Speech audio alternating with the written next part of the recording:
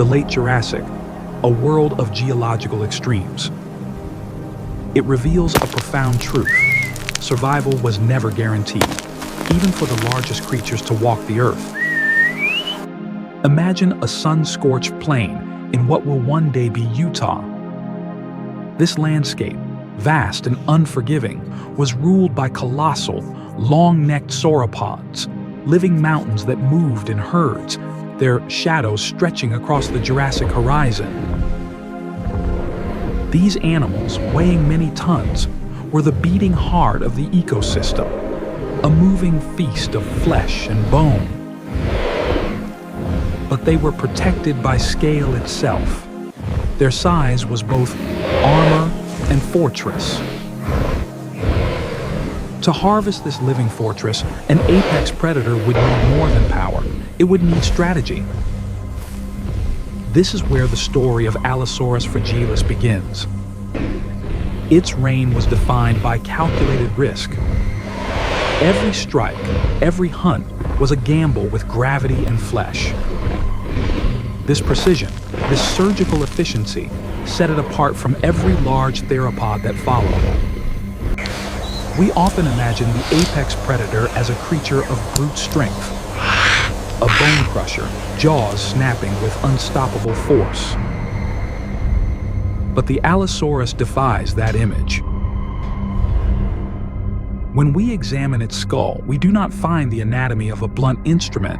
We find the design of a scalpel. Its skull was remarkably light, a latticework of bone and air, a structure built for speed, not for crushing.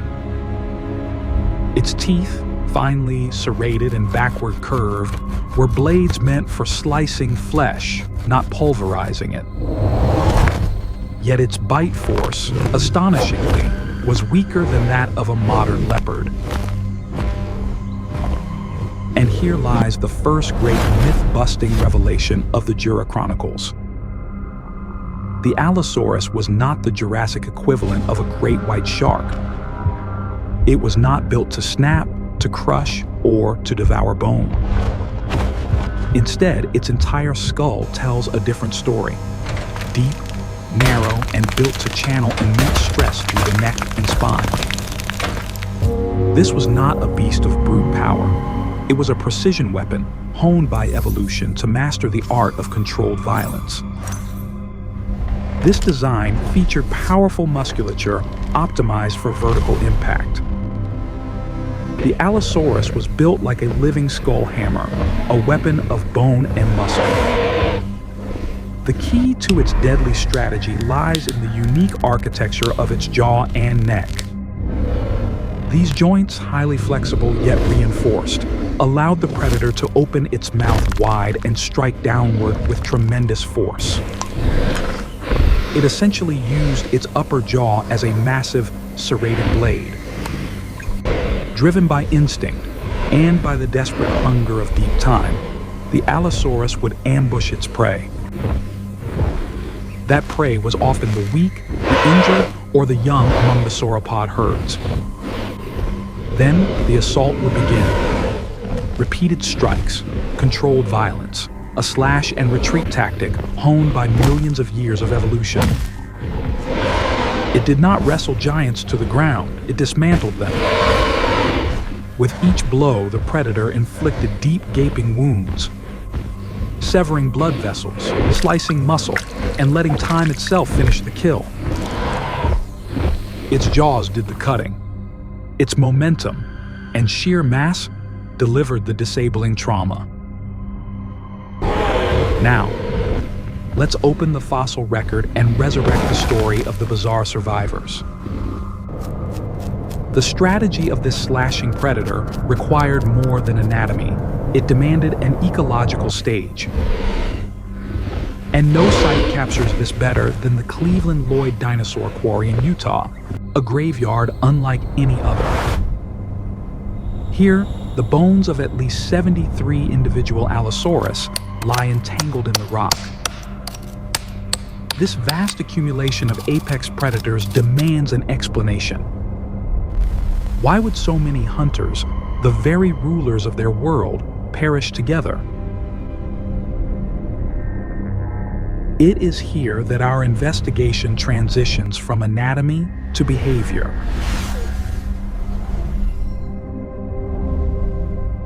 We now move from the how of the hunt to the why of their collective demise.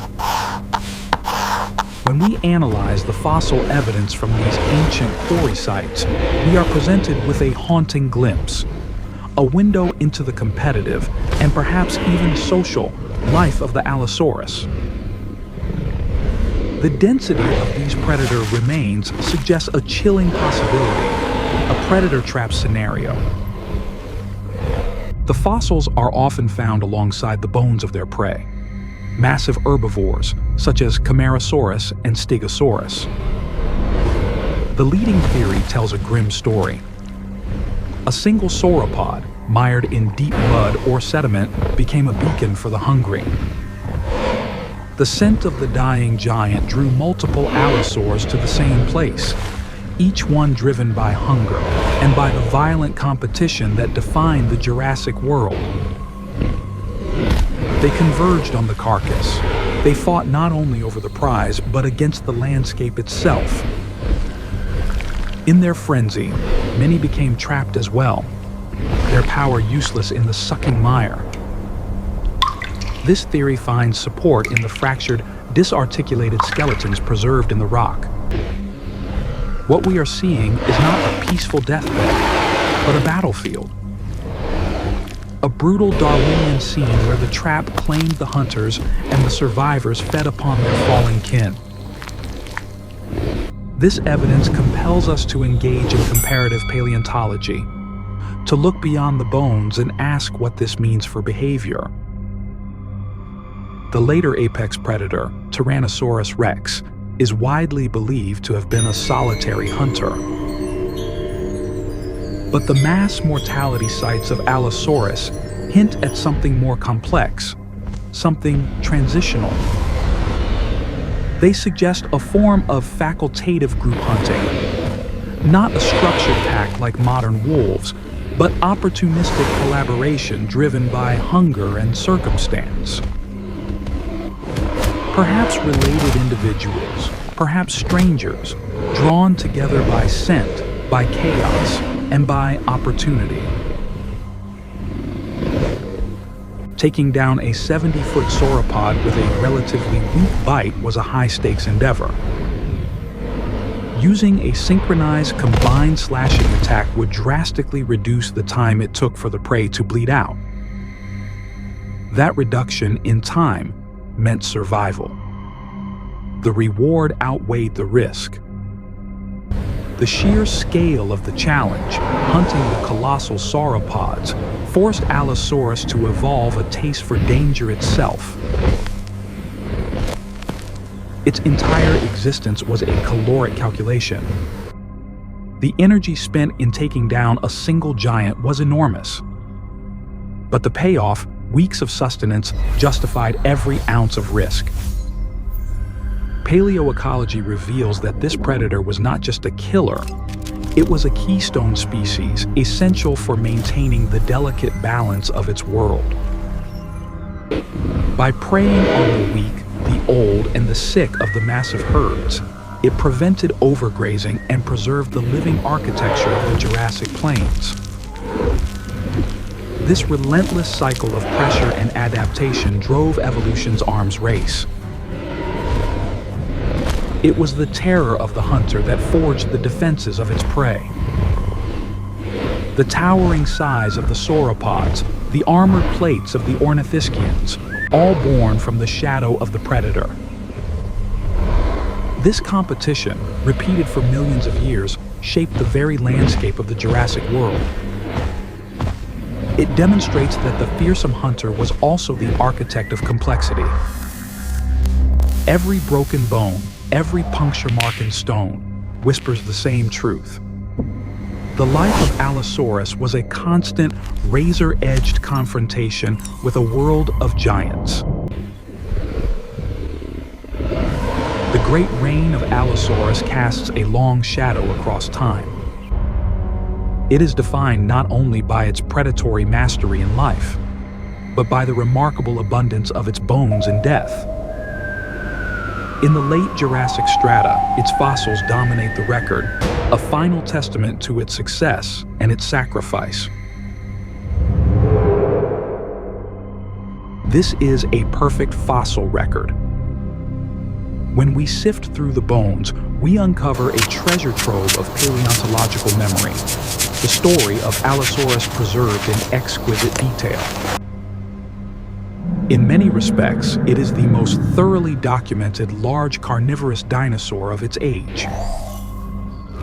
The fossil record gives us something rare, a complete portrait of life and death. We can trace its entire life cycle, from the nimble juveniles with proportionally larger heads and faster limbs, to the scarred seasoned adults, their bones etched with the evidence of violent survival. This abundance of evidence allows us to study the full impact of Allosaurus's hunting strategy on the Jurassic ecosystem. Its slash and retreat method, a high-risk, high-efficiency design, was built on speed and damage. This was the anatomy of success in a world dominated by giants too massive to be felled in a single strike. We can trace a clear evolutionary thread here, an unbroken lineage of innovation. The niche Allosaurus carved, the efficient slashing predator, would evolve further. Its successors in the Cretaceous would merge these traits into new forms, heavier, more specialized, and armed with a new weapon, pure crushing power. The legacy of Allosaurus culminates in the rise of the Tyrannosaurs, whose massive jaws turned cutting into annihilation.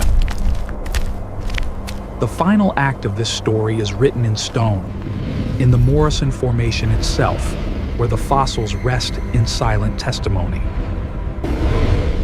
Allosaurus was the ultimate generalist apex predator, a bridge between eras, a design so efficient that evolution itself could only refine, never replace it.